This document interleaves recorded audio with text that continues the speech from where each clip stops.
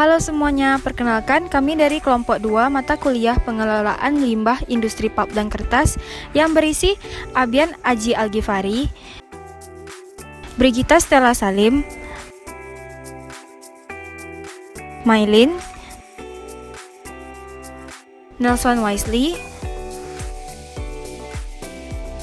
dan Rindu Ayu Farasyanti. Pada kesempatan kali ini, kami akan menjelaskan tentang BOD dan MLSS. Yang pertama kali akan kita bahas yaitu BOD. Ayo kita mulai. Hai, belajar tentang BOD yuk. Sebelumnya kalian tahu nggak sih BOD itu apa? Belum ya? Yuk aku jelasin. BOD atau Biochemical Oxygen Demand adalah suatu karakteristik yang menunjukkan jumlah oksigen terlarut yang diperlukan oleh mikroorganisme atau biasanya bakteri untuk mengurai atau mendekomposisi bahan organik dalam kondisi aerobik. Ditegaskan lagi oleh Boyd bahwa bahan organik yang terdekomposisi dalam BOD adalah bahan organik yang siap terdekomposisi atau readily decomposable organic matter. MACE mengartikan BOD sebagai suatu ukuran jumlah oksigen yang digunakan oleh populasi mikroba yang terkandung dalam perairan sebagai respon terhadap masuknya bahan organik yang dapat diurai. Dari pengertian-pengertian ini, dapat dikatakan bahwa walaupun nilai BOD menyatakan jumlah oksigen, tetapi untuk mudahnya dapat juga diartikan sebagai gambaran jumlah bahan organik mudah urai atau biodegradable organics yang ada di perairan.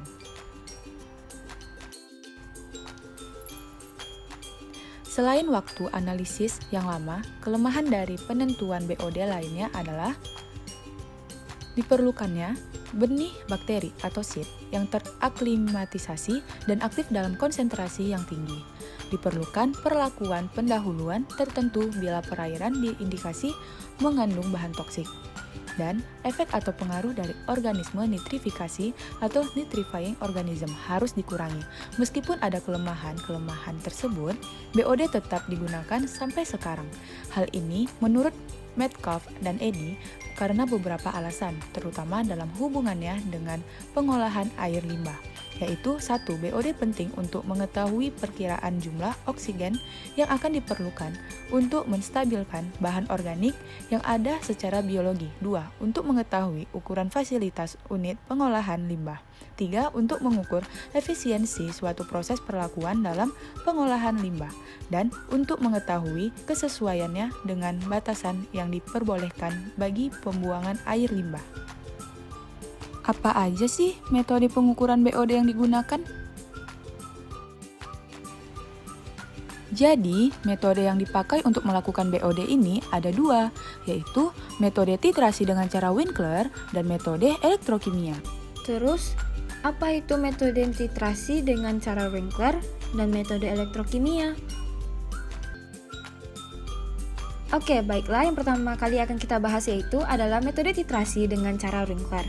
Prinsip analisa BOD sama dengan penganalisaan oksigen terlarut, salah satunya adalah metode Winkler.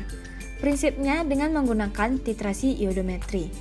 Sampel yang akan dianalisis terlebih dahulu ditambahkan larutan MnCl2 dan NaOHKI, sehingga akan terjadi endapan MnO2. Dengan menambahkan H2SO4 atau HCl, maka endapan yang terjadi akan larut kembali dan juga akan membebaskan molekul iodium yang ekuivalen dengan oksigen terlarut. Iodium yang dibebaskan ini selanjutnya dititrasi dengan larutan standar natrium tiosulfat dan menggunakan indikator larutan amilum atau kanji. Reaksi kimia yang terjadi dapat dirumuskan sebagai berikut.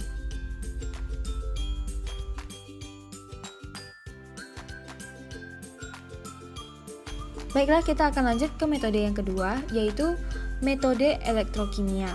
Metode elektrokimia adalah menggunakan peralatan DO meter. Untuk menganalisa kadar BOD dengan alat ini adalah dengan menganalisa kadar DO pada hari pertama dan selanjutnya menganalisa kadar DO pada hari kelima. Selanjutnya, kadar BOD dapat dianalisa dengan mengurangkan selisih keduanya. Cara penentuan oksigen terlarut dengan metode elektrokimia adalah cara langsung untuk menentukan oksigen terlarut dengan menggunakan alat DO meter. Prinsip kerjanya adalah menggunakan prop oksigen yang terdiri dari katoda dan anoda yang direndam dalam larutan elektrolit. Pada alat diometer, prop ini biasanya menggunakan katoda perak dan anoda timbal. Secara keseluruhan, elektroda ini dilapisi dengan membran plastik yang bersifat semi-permeable terhadap oksigen. Reaksi kimia yang akan terjadi adalah sebagai berikut.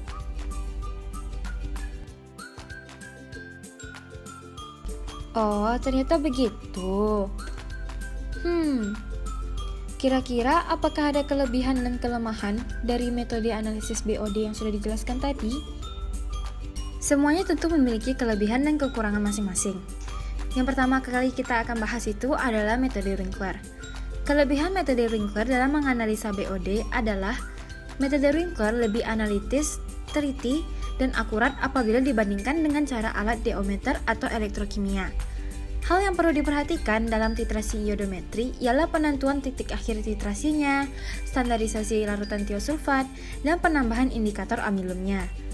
Dengan mengikuti prosedur yang tepat dan standarisasi tiosulfat secara analitis, akan diperoleh hasil penentuan oksigen terlarut yang lebih akurat.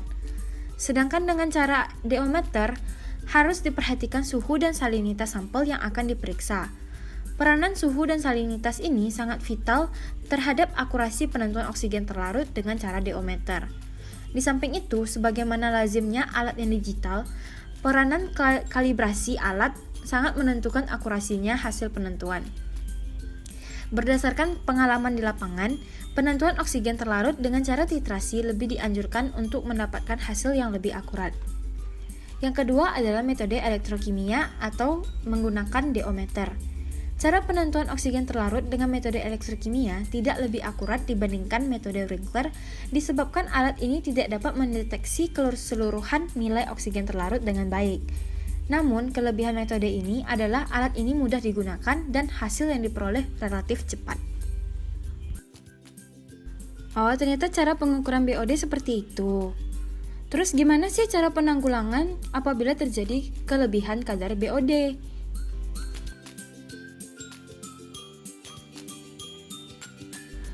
Penanggulangan kelebihan kadar BOD adalah dengan cara sistem lumpur aktif yang efisien, yang dapat menghilangkan padatan tersuspensi dan BOD sampai 90%. Ada pula cara lain, yaitu dengan sistem constructed wetland, merupakan salah satu cara untuk pengolahan lindi yang memanfaatkan simbiosis mikroorganisme dalam tanah dan akar tanaman. Sistem ini juga merupakan sistem pengolahan limbah yang ekonomis. Penelitian ini bertujuan untuk menganalisis kemampuan sistem subsurface constructed wetland untuk menentukan kandungan COD, BOD, dan N-total. Apabila kandungan zat-zat organik dalam limbah tinggi, maka semakin banyak pula oksigen yang dibutuhkan untuk mendegradasi zat-zat organik tersebut, sehingga nilai BOD dan COD limbah akan tinggi.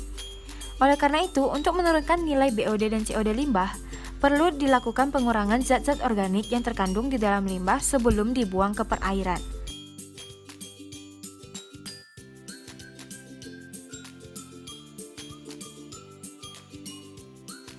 Hal ini dilakukan dengan mengabsorpsi zat-zat tersebut menggunakan absorben. Salah satu absorben yang memiliki kemampuan absorpsi yang besar adalah zeolit alam. Kemampuan absorpsi zeolit alam akan meningkat apabila zeolit terlebih dahulu diaktifkan.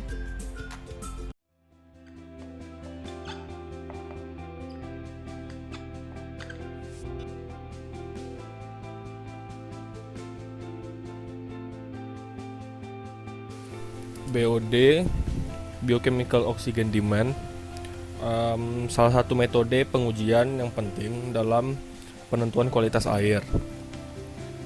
Tahu tidak bahwa penentuan BOD itu tergantung pada organic matter atau bahan organik, sedangkan COD itu tergantung pada redox reaction atau reaksi redox.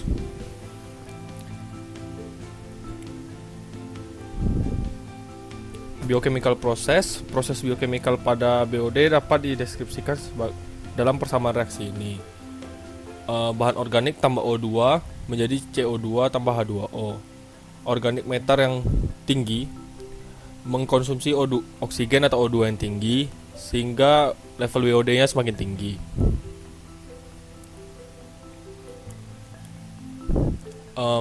Testing method dari BOD ini sendiri adalah wastewater diinkubasi selama 5 hari, karena setelah 5 hari kebanyakan bahan organik sudah terdegradasi.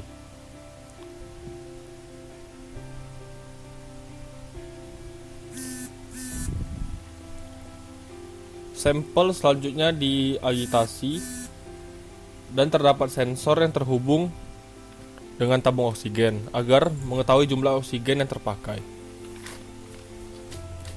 Typical BOD levels.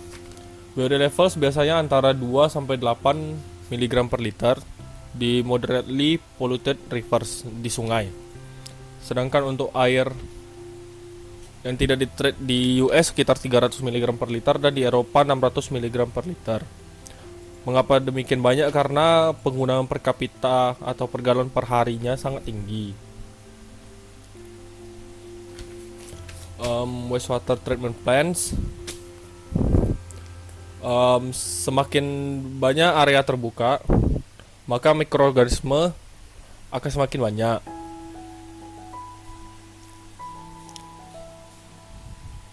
Jadi nanti digunakan film media agar memperbanyak surface area up to 250 meter kubik. Terima kasih. Selanjutnya kita akan membahas tentang MLSS. Mixed Liquor Suspended Solid atau MLSS adalah pengujian untuk total padatan tersuspensi dalam sampel campuran liker yang berupa material organik dan mineral, termasuk di dalamnya adalah mikroorganisme. Tujuan dari analisa MLSS adalah untuk mengetahui kuantitas padatan tersuspensi yang terkandung pada larutan dalam tangki aerasi. Dengan kata lain, analisis MLSS digunakan sebagai indikator yang menunjukkan kuantitas mikroorganisme pada sistem lumpur aktif. Proses perombakan bahan organik dalam limbah yang dilakukan oleh mikroorganisme secara biologi sangat bergantung pada nilai MLSS. Semakin tinggi nilai MLSS, maka makin banyak nilai mikroorganisme yang ada dalam lumpur aktif. Sehingga, dalam suatu pengolahan air limbah, terutama yang bersifat kontinu, nilai MLSS diharapkan semakin bertambah.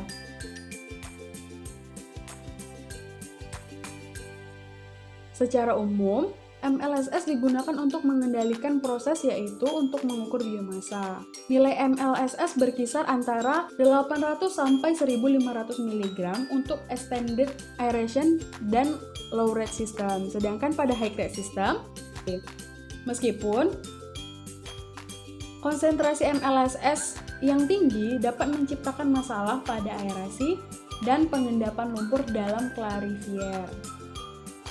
Cara untuk menentukan MLSS yang pertama adalah kertas saring dipanas. Meskipun konsentrasi MLSS yang tinggi dapat menciptakan masalah pada aerasi dan pengendapan lumpur dalam clarifier. Cara untuk menentukan MLSS yang pertama adalah kertas saring dipanaskan di dalam oven pada suhu 105 derajat Celcius selama 1 jam. Selanjutnya didinginkan di dalam desikator selama 15 menit dan ditimbang. Dipindahkan ke dalam penyaring sistem vakum yang telah diberi kertas saring dan telah diketahui beratnya. Dan kemudian kertas saring yang berisi sampel dipisahkan dan dikeringkan pada suhu 105 derajat Celcius selama 1 jam. Lalu didinginkan dalam desikator selama 15 menit dan ditimbang.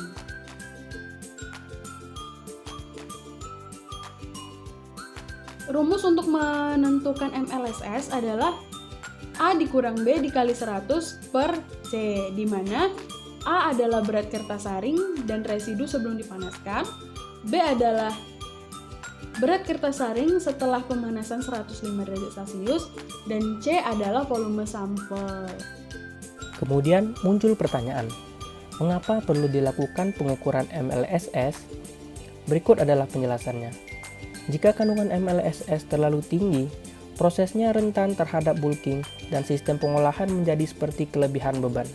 Hal ini dapat menyebabkan kandungan oksigen terlarut turun dengan efek bahan organik tidak terdegradasi sepenuhnya, sehingga menyebabkan biologis akan mati. Sebaliknya, jika kandungan MLSS terlalu rendah, prosesnya tidak bekerja secara efisien, dan kemungkinan besar akan membuang-buang energi sementara tidak mengolah limbah secara efektif. Selain itu, juga usia lumpur akan terlalu rendah untuk memungkinkan nitrifikasi. Selanjutnya, kita akan masuk kepada pengolahan lumpur aktif, atau biasanya disebut dengan activated sludge. Di sini, kita akan mendalami mengenai definisi lumpur aktif, prinsip pengolahan lumpur aktif, tujuan dari pengolahan lumpur aktif, dan cara menentukan indeks volume lumpur. Pertama, kita akan membahas mengenai definisi. Lumpur aktif merupakan campuran cair maupun semi cair dan partikel endapan lumpur seperti tanah liat. Lumpur aktif merupakan salah satu proses pengolahan air limbah secara biologi, karena pada dasarnya yaitu pengolahan aerobik yang bertujuan untuk mengoksidasi material organik menjadi CO2, H2O, NH4, dan sel biomasa baru. Kemudian prinsip pengolahan lumpur aktif. Proses ini menggunakan udara melalui pompa blower. Sel mikroba akan membentuk vlog yang mengendap di tangki penjernihan. Kemampuan bakteri dalam membentuk vlog akan memudahkan pemisahan partikel dan air limbah. Lumpur aktif dicirikan oleh beberapa parameter, di antaranya indeks volume lumpur atau sludge volume index dan stir sludge volume index. Kemudian tujuan pengolahan lumpur aktif. Nah, tujuan pengolahan lumpur aktif diantaranya pengolahan ini dapat menghilangkan limbah organik sederhana dan mudah urai, seperti warna dan bau. Kemudian, pengolahan lumpur aktif juga dapat menghilangkan logam berat. Maka itu, sasaran dari penerapan teknologi ini adalah air hasil pengolahan limbah tekstil yang tidak mencemari lingkungan. Tujuannya selanjutnya yaitu lumpur aktif dapat menurunkan total padatan tersuspensi atau biasa disebut dengan TSS hingga mencapai 90%. COD 62%, Fe 96%, dan BOD5 97%. Nah, bagaimana sih cara menentukan indeks volume lumpur? Begini, lumpur campuran dari tangki aerasi akan dimasukkan ke dalam silinder volume 1 liter dan dibiarkan selama 30 menit. Volume lumpur yang mengendap dicatat sebagai nilai SV. MLSS, di mana Mixed Liquor Suspended Solid, dalam pengolahan lumpur yang konvensional berkisar kurang dari 3.500 mg per liter. Sedangkan nilai dari sludge volume index berkisar 50-150 ml per gram. Jika dirumuskan, indeks volume dari lumpur yaitu nilai dari lumpur yang mengendap dikalikan dengan 1000 per nilai MLSS yang telah didapatkan. Sistem pengolahan air limbah yang lengkap terdiri dari pengolahan pendahuluan, pengolahan pertama, pengolahan kedua, dan pengolahan ketiga. Pengolahan pendahuluan terdiri dari 2 unit, yaitu bar screen dan grid chamber. Bar screen berfungsi untuk memisahkan sampah-sampah dari air limbah yang masuk ke dalam sistem pengolahan. Sedangkan grid chamber berfungsi untuk memisahkan pasir-pasir yang ada atau pasir yang terbawa oleh air limbah. Kedua pengolahan ini dimaksudkan untuk memisahkan bahan-bahan yang bisa mengganggu proses pengolahan selanjutnya. Pengolahan pertama terdiri hanya 1 unit, yaitu pengendapan pertama. Fungsi dari pengendapan pertama adalah untuk mengendapkan partikel-partikel suspensi yang masih terbawa dari unit pengolahan pendahuluan. Partikel-partikel suspensi ini akan mengendap menjadi lumpur. Tahapan pengolahan kedua terdiri dari tangki aerasi dan tangki pengendapan kedua. Di dalam tangki aerasi, mikroorganisme akan memakan organik yang dibawa dari proses pengolahan pertama. Organik-organik ini menjadi makanan bagi mikroorganisme yang sengaja ditumbuhkan di tangki aerasi. Sementara itu, oksigen diperoleh dari proses aerasi yang dilakukan di dalam tangki ini. Mikroorganisme terus berkembang dan bisa menjadi banyak. Oleh karena itu, mikroorganisme yang merupakan flok-flok akan diendapkan pada tangki pengendapan kedua. Mikroorganisme yang mengendap itu menjadi lumpur. Sebagian dari mikroorganisme atau sebagian dari flok mikroorganisme ini akan dikembalikan ke tangki aerasi untuk memperkuat atau menambah mikroorganisme yang ada di dalam tangki aerasi. Efluen yang keluar dari tangki pengendapan kedua disempurnakan dengan tahapan pengolahan ketiga yang merupakan pengolahan lanjutan. Benda yang ada di dalam air limbah yang bisa ditangkap di bar screen adalah sampah-sampah yang berupa kertas, daun-daun, tisu, ataupun pampers. Sedangkan benda-benda yang bisa ditangkap dari grid chamber adalah pasir, kerikil, kancing-kancing baju, dan lain-lain. Bar screen adalah unit pengolahan pendahuluan yang dilengkapi dengan saringan berbentuk batang-batang yang dipasang horizontal. Sampah-sampah akan tertahan di saringan pada saat air limbah melewatinya. Sampah-sampah yang tertahan perlu dibersihkan secara berkala, secara manual ataupun dengan mesin agar tidak terjadi penyumbatan aliran. Grid chamber merupakan unit pengolahan pendahuluan. Dalam gambar ini, grid chamber berbentuk bak ataupun saluran. Pasir dan kerikil serta partikel-partikel berat lainnya dapat terperangkap dalam unit pengolahan grid chamber karena kecepatan aliran horizontal dalam reaktor ini rendah. Tahapan pengolahan pertama, pengolahan air limbah, merupakan pengendapan pertama. Dalam tangki pengendapan, partikel-partikel yang mempunyai massa jenis lebih besar dari air akan mengendap menjadi lumpur. Sedangkan partikel-partikel yang mempunyai massa jenis lebih kecil dari massa jenis air akan mengapung menjadi kotoran terapung. Partikel-partikel dengan ukuran lebih besar akan mengendap lebih cepat dibandingkan partikel-partikel yang mempunyai ukuran lebih kecil. Ada dua bentuk tangki pengendapan pertama, yaitu tangki pengendapan berbentuk persegi dan tangki pengendapan berbentuk bulat. Inlet dari tangki pengendapan berbentuk persegi berada di salah satu sisi tangki, sedangkan outletnya berada di sisi seberang inlet. Sedangkan pengendapan berbentuk bulat, inlet berada di tengah-tengah tangki.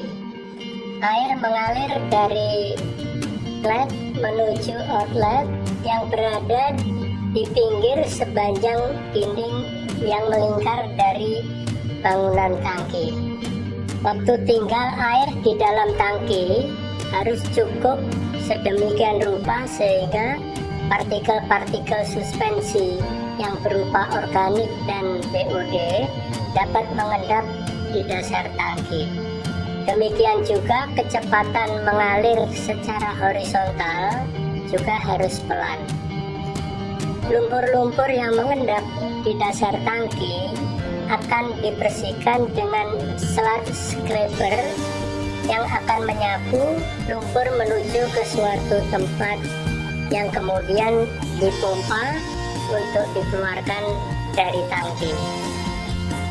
Proses yang terjadi pada tahapan pengolahan kedua berbeda dengan proses yang terjadi pada tahapan pengolahan pendahuluan dan proses yang terjadi pada pengolahan pertama. Mengandalkan proses fisika dengan mengutamakan gaya gravitasi. Tahapan pengolahan kedua utamakan proses biologis yang terjadi di dalam tangki aerasi. Bahan organik yang berupa BOD akan dimakan oleh mikroorganisme dalam tangki aerasi. Di dalam tangki aerasi ini, mikroorganisme terus berkembang dan semakin banyak. Blok-blok mikroorganisme ini kemudian diendapkan dalam tangki pengendapan kedua. Jumlah mikroorganisme yang ada di dalam tangki aerasi harus seimbang dengan jumlah makanan yang masuk atau yang masuk, sesuai dengan rasio FM yang diinginkan. Rasio FM merupakan perbandingan food makanan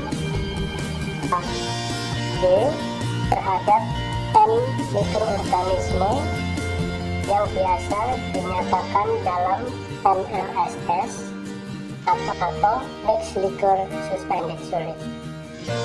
Dalam perencanaan tangki aerasi, ada yang mendesain rasio FM tinggi atau rasio FM rendah, dan kebanyakan mendesain FM rasio sedang, seperti halnya activated sludge konvensional.